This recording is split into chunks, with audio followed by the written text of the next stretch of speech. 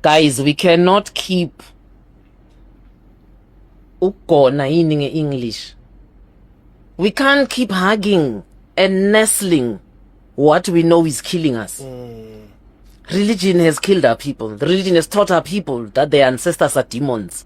Sibulise emakhaya, sibulise nakumongameli we-MK Party, President Jacob Zuma, nabaphulaphula emakhaya. Athe Maswati cha, ayikusisiyala, asiphumeleli. We can never pass this budget with such lofty ideals. Number one, it grow the economy. You can't grow the economy, Mr. President. You don't have that power under a neoliberal economy. And a neoliberal economy for us Africans become a neo-colonial economy. Because once you liberalize your economy, you know it yourself.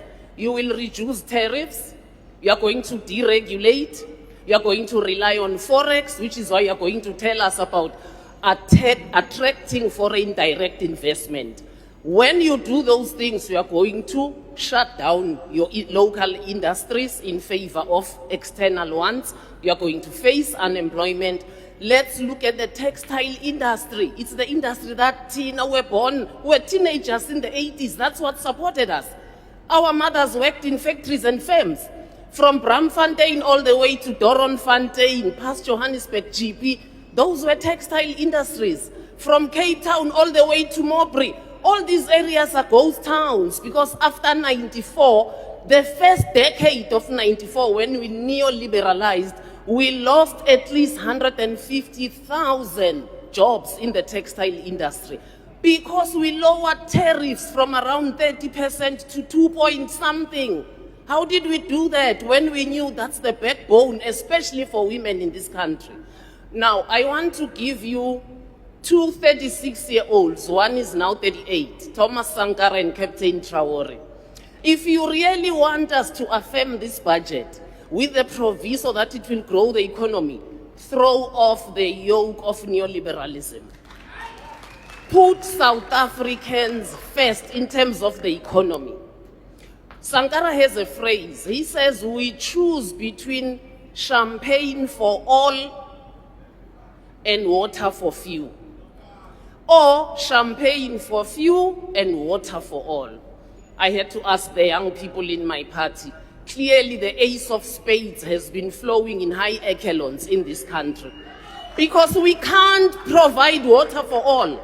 And even the water we provide has no quality. It breaks your heart to go to a municipal level and you see how drinking water is mixing with sewage.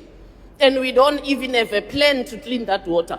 We've done the worst under your 2 terms, actually. Even this bottled water is scary for me because the South African Bureau of Standards role has been shrinking and shrinking. We don't know how much plastic we are drinking in this water. So you moved us from water that was deemed the best in 94. Tourists who came here said, South Africans, why drink bottled water? You have the best water, it is clean. We are now reliant on bottled water, which is not even properly checked if it is up to standard in terms of the plastic that's melting into the water. Now, look at infrastructure. And there's nothing you can do about it, really. You can give us lofty promises. I don't know if we should even call it infrastructure. We've become a country of potholes. In big cities like Johannesburg and Pretoria, so how does the rural area look? If that's how it looks there.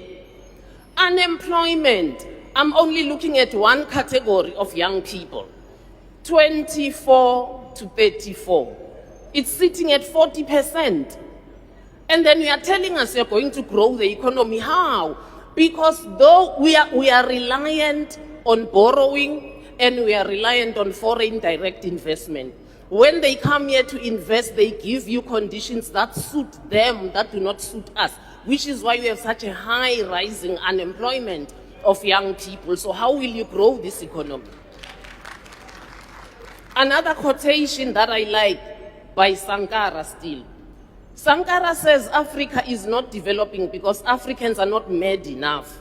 Well, I'm looking at you. I don't think we are mad enough to deliver the growth of this economy. Your 2 terms have not assured me that you will, because you refuse to decouple yourself from neoliberalism. You still want to believe in macroeconomics. Like we are told now that the GDP is growing, actually amongst its highest. We are told inflation is steady, actually amongst its lowest. See, the dilemma of a macroeconomic economy, which is a neoliberal economy, is that it works for multinational corporations, not for the poor. Because despite that GDP and that inflation, the cost of living is high and it's escalating.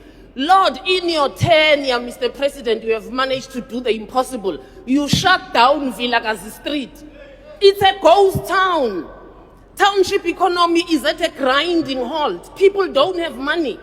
So these small and medium businesses are dying at the expense of transnational corporations. How are you going to grow the economy when you are championing a neoliberal agenda? The two don't mix. Look at the fiscal policy that we champion. Sure, see the contradictions. That's the law of neoliberalism. It is riddled with contradictions for the poor. We are told that our personal income tax system is one of the most progressive ones in the world. But it relies on regressive taxation. Regressive taxation are taxes that continue to tax the poor more while the rich are getting richer. Like VAT, like fuel levy, taxing alcohol, taxing cigarettes. The people are so poor, you're punishing them for the little comfort they are trying to get. Taxing sugar. While multinationals are doing what? Tax evasion. They are transferring their profits abroad without us taxing them adequately. They are price misinvoicing. We are not building the SARS structure that taxes corporates adequately. We are focusing on building the SARS structure that's taxing individuals.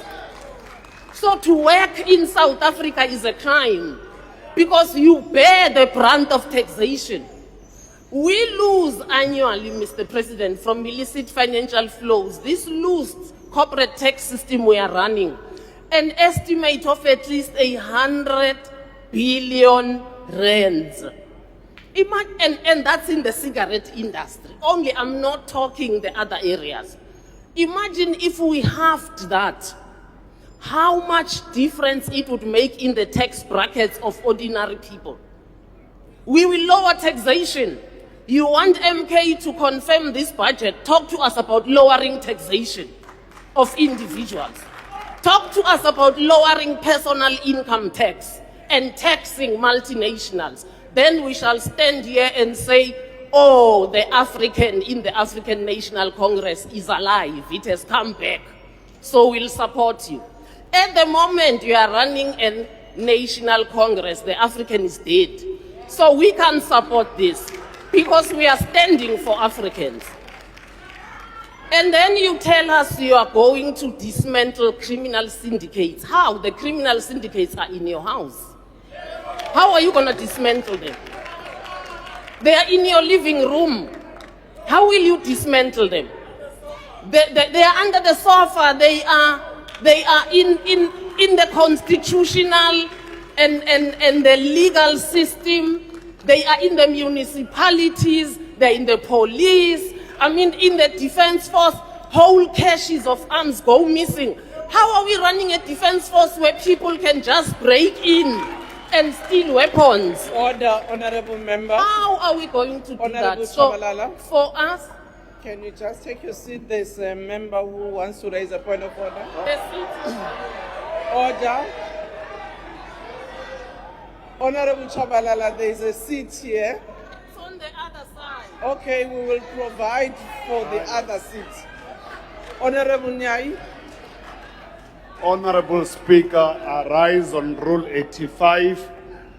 The honorable member casts expression that in the House of the President there are criminal syndicates.